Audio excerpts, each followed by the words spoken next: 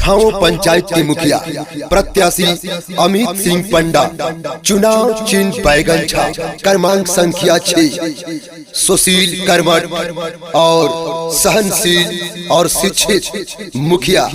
जी हाँ, चुनाव चिन्ह बैगन छाप पर अपना बहुमूल्य वोट देकर भारी मतों से विजयी बनावे।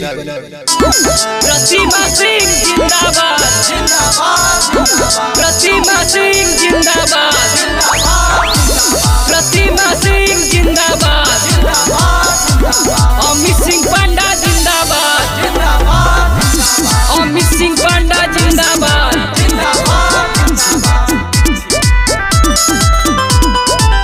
सुनो चाचा चाची जंतु भूलई हो, प्रतिमा सिंह के अब की जीतई हो।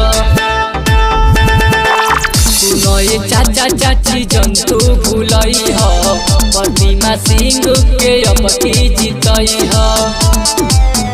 अब की इनका के जंतु भूलई हो ना भूलई हो, केहू के झांसा में ना आई हो, बैगन छापे पर बटन दबाई हो।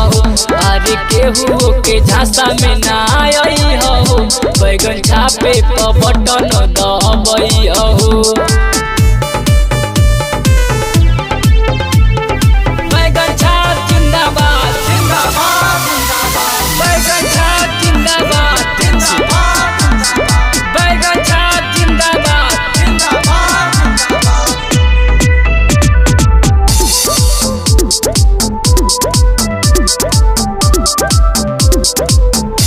पंचायत में करी है विकास हो, नहीं के सब लोग देता वे साथ हो। सोची समझी के करी माता दान जी, प्रतिमा सिंह पर राखी जा ध्यान जी।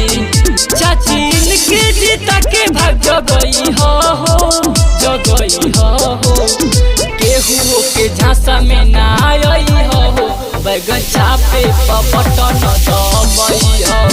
अरे केहू के झांसा में ना आई हो, अमित भैया के अब की जीतई हो।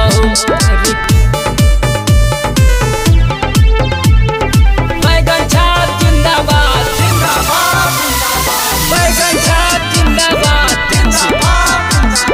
बैगन छाप जिंदाबाद,